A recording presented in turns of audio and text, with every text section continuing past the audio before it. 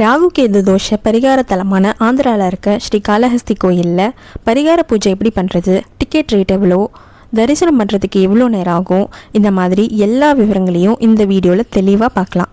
இந்த கோயிலுக்கு தமிழ்நாட்டிலேருந்து எப்படி போகிறதுன்றதை பற்றின டீட்டெயில்ஸ் இன்னொரு வீடியோவில் தெளிவாக சொல்லியிருக்கேன். அதோட லிங்க் டிஸ்கிரிப்ஷனில் இருக்குது, அதையும் மறக்காமல் பாருங்கள். கோயில் ராகு கேது தோஷ நிவர்த்திக்கு ரொம்ப சிறந்த பரிகார தலமாக இருக்குது. இந்த கோயில்லையே நம்ம பரிகார பூஜை பண்ணுறதுக்கு தேவையான எல்லா பொருட்களையும் கோயில் நிர்வாகத்திலே கொடுத்துட்றதுனால நம்ம தனியாக வெளியே எதுவுமே வாங்க தேவையில்லை. கோயில் உள்ள நுழையிறதுக்கு கேட் 1, கேட் 2, 3, 4ன்ட்டு 4 என்ட்ரன்ஸ் இருக்குது. ஷேர் ஆட்டோலேயோ பஸ்லேயோ வர்றவங்க கேட் 1க்கு தான் முதல்ல ரீச் ஆகும். கேட் 1க்கு வலது பக்கம் கோயில் நிர்வாகத்துலேருந்தே செருப்பு விடுறதுக்கான இடம் ஒன்று வச்சுருக்காங்க. அதுக்கு அடுத்து சென்ட்ரலைஸ் டிக்கெட் கவுண்டர் இருக்குது. அங்கே ராகுகேது தோஷ பரிகார பூஜை டிக்கெட்டு, 50 ரூபாய் ஸ்பெஷல் தரிசனம் டிக்கெட், 200 ரூபாய் தரிசன டிக்கெட்டு, அபிஷேகம் டிக்கெட், இந்த மாதிரி எல்லா டிக்கெட்டையும் வாங்கலாம். பரிகார பூஜைக்கான டிக்கெட் வாங்கும்போது சில சமயம் ஆதார் கார்டு கேட்குறாங்க. டிக்கெட்டுக்கான காசை நம்ம ஜிபே, ஃபோன்பே வழியாகவும் கட்டலாம். டிக்கெட் வாங்கினதும் கேட் 2 வழியாக கோயிலுக்குள்ளே போயிடலாம். கேட் 2 பக்கத்துலேயே பக்தர்களுக்காக ஃப்ரீயான பாத்ரூம் ஃபெசிலிட்டிஸ்லாம் இருக்குது. பரிகார பூஜைக்கான டிக்கெட்டு 500 ரூபாயிலேருந்து 5000 ரூபாய் வரைக்கும் இருக்கும்.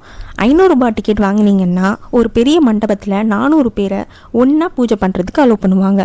இதுவே 750 ருபீஸோ இல்லை அதுக்கு மேலேயோ வாங்கினீங்கன்னா அதுக்கு ஏற்ற மாதிரி நம்ம கூட சேர்ந்து பூஜை பண்ணுறவங்களோட எண்ணிக்கை கொஞ்சம் கொஞ்சமாக குறையும். இதுவே நீங்கள் 5000 ருபீஸ் டிக்கெட் வாங்கினீங்கன்னா நீங்கள் மட்டுமே தனியாக பூஜை பண்ணலாம். இந்த ரேட் டிஃப்ரென்ஸ் எல்லாமே பூஜை பண்ணுறவங்களோட எண்ணிக்கையில் மட்டும்தான் இருக்குது. மற்றபடி பூஜை முறை எல்லாமே ஒன்று தான். பூஜை காலையில் 6 மணிலேருந்து சாயந்தரம் 6 மணி வரைக்கும் தொடர்ந்து நடந்துக்கிட்டே இருக்கும். ஸ்லாட்டாக நடந்துக்கிட்டே இருக்கும். நீங்கள் டிக்கெட் வாங்கும் போதே உங்களுக்கு எந்த ஸ்லாட் வேணும்னு செலக்ட் பண்ணி புக் பண்ணிக்கலாம். பூஜை ஆரம்பிக்கிறதுக்கு ஒரு அரை மணி நேரத்துக்கு முன்னாடியே மண்டபத்துக்கு போயிடுறது நல்லது. நீங்கள் 500 ரூபாய் பூஜைக்கான டிக்கெட் வாங்கியிருந்தீங்கன்னா அதுக்கான மண்டபம் கேட் 3 பக்கத்தில் இருக்குது. அங்கே டிக்கெட்டை காட்டினதும் பூஜைக்கான பொருட்கள் இருக்கிற ஒரு பையை கொடுப்பாங்க. அந்த பையில் 2 நாகவில்லை, பூ, மஞ்சள், குங்குமம், தேங்காய், வெத்தலைப்பாக்கு எல்லாமே இருக்கும். பூஜை பண்ணுறவங்களோட சேர்ந்து எக்ஸ்ட்ரா ஒருத்தரை மட்டும் உள்ள அலோவ் பண்ணுவாங்க. ஆனால் அந்த எக்ஸ்ட்ரா ஒருத்தங்க வர்றவங்க பூஜை எல்லாம் பண்ண முடியாது. பூஜை பண்ணுறவங்களுக்கு பின்னாடி மட்டும் உட்காந்துருக்கலாம். கோயிலோட ரூல்ஸ் படி ஆண்கள் வேஷ்டி சட்டையும், பெண்கள் புடவை இல்லைனா சுடிதாரும் தான் அணிஞ்சு வரணும். ஆனால் நிறைய ஆண்கள் ஷர்ட், பேண்ட்லாம் போட்டுட்டு வரதை நம்ம பார்க்கலாம். தமிழ், தெலுங்கு, ஹிந்தி, இங்கிலீஷு இப்படி எல்லா லாங்குவேஜ்லேயும் பூஜைக்கான முறையெல்லாம் சொல்லிகிட்டே இருப்பார். அவர் சொல்கிறத கேட்டு அதுக்கேற்ற மாதிரி நம்ம பூஜை பண்ணணும். முதல்ல தேங்காயை தொட்டியில் உடைச்சிட்டு வர சொல்லுவாங்க. அப்புறம் அவர் சொல்லபடி கேட்டு நம்ம பூஜை பண்ணணும். பூஜை முடிஞ்ச உடனே 101 ரூபாய் 101 ரூபான்னுட்டு 202 ரூபாய் தட்சணைக்கு கேட்பாங்க.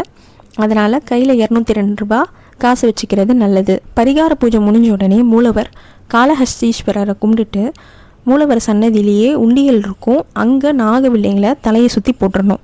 ஒரு சில பேர் பூஜை முடிஞ்சோடனே குளிச்சுட்டு துணி மாற்றிட்டு பழைய போட்டிருந்த துணியை அங்கேயே விட்டுட்டு போயிடுறாங்க. அந்த மாதிரி பண்ண வேணான்னு கோயிலேருந்து போர்டு வச்சுருக்காங்க.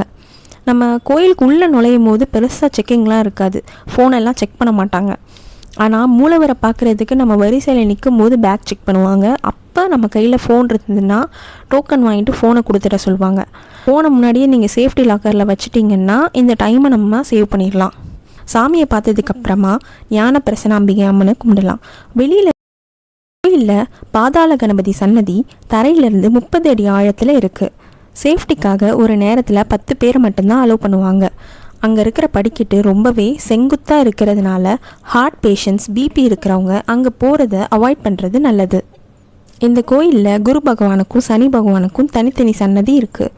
கோயிலுக்கு வெளியே மலை மேலே கண்ணப்பர் சன்னதியும் இருக்குது.